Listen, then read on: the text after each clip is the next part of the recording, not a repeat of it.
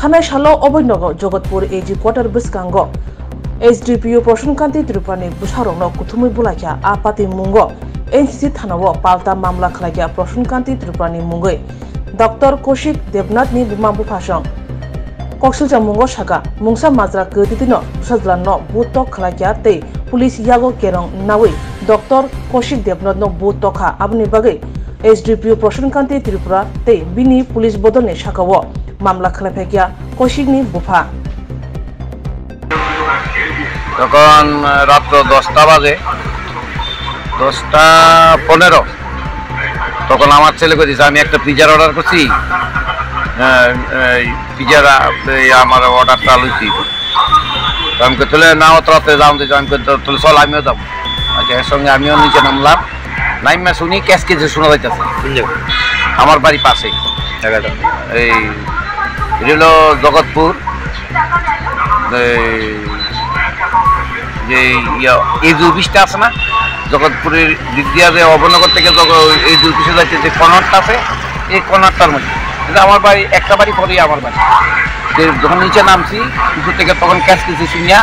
কৌতূহল বসে আমরা গেলাম এখানে দেখতাম আমরা যাওয়ানোর পরে ওই আমার ছেলের হাতে থেকে মোবাইলটা একটা মেয়ে নিয়ে গেছে গা আর নিয়ে আসে ওই তারে ধাক্কা দিয়া ফেলা দিয়েছে নিচে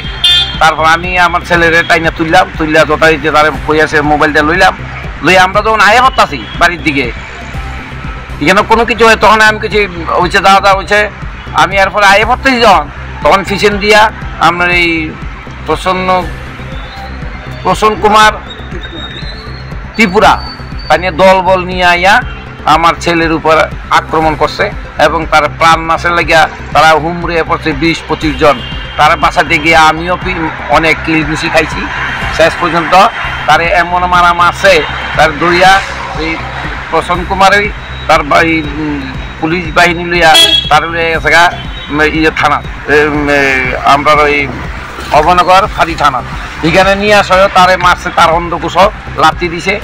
এর অবস্থা খুবই খারাপ যখন বেশি খারাপ হইতেছে তখন তারে হাসপাতালে নিয়ে গেছে হাসপাতাল নেওয়ার পরে ডাক্তার প্রেসক্রাইব করতেছে তখন তারে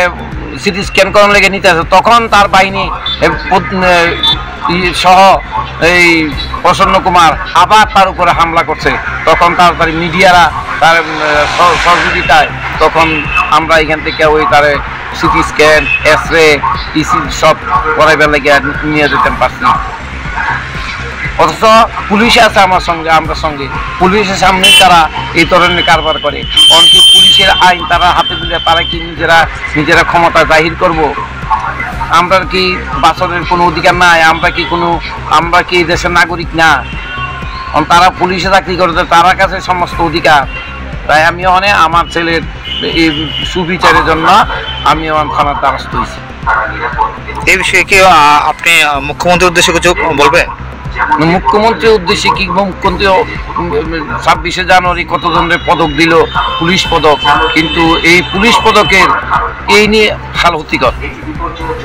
পুলিশ পদক তো পুলিশের যে পদকটা সম্মান এই পুলিশ তো রাখতে পারতেছে না কি পুলিশ পদক দিল আমি এইটা আমার মাথাটা এখন ঢুকে না আমার ছেলে একজন ডাক্তার আমার ছেলের বউ ডাক্তার আমি রিটার্ন টিচার আমার মিসেসও টিচার আমরা এইসব জুট জামরাত আমরা কোনো সময় যাই না অথচ যারা ঝগড়া করছে পরে শুনলাম যারা নাকি এখানে মধ্যে তার মেয়ে মদমত্ত অবস্থা ছেলে মদমত্ত অবস্থা যার লোকে ফাইটিং করছে তারা সবাই এখান থেকে গেছে গা পরে আমার ছেলেরে পাই আসে তারা এই ধরনের অত্যাচার করলো কেন করলো এবং তার কি অপরাধ সে কি আদৌ কি এই কাজে তার মেয়ের সঙ্গে কোনো ঝগড়াঝাটি করছে না ছেলে লোক আমরা তারা চিনিই না আমার সামনেই তো সব উনি একজন পুলিশ অফিসার হয়ে আইনটা এভাবে হাতে নিচ্ছে আপনি কি বলবেন আবার পুলিশ অফিসার উনি তো এখানের পুলিশ অফিসার না তাই না আমতলির পুলিশ অফিসার তো এখানে এই থানার মধ্যে থাকিয়া সেরা এই আমরা আউটপোস্টে থাকিয়া তাই নিয়ে আইন অর্ডার করতেছে এই দ্বারা দেন এই দ্বারা দেন আমাদের ভিডিওর ফুটেজ একটা আছে তাই নিয়ে এসপির সামনে বই আসে তাই নিয়ে এসপিরে কয় আপনি এই দ্বারা দেন তারা এখানে কি ধারা দিত তার নামে অনেক একটা কেস করছে কি কেস করছে তা আমরা জানি না। ওখানে আমার ছেলে হসপিটাল ভাই খুবই অসুস্থ। এখন আপনি কি চান? আমি সুবিচার চাই।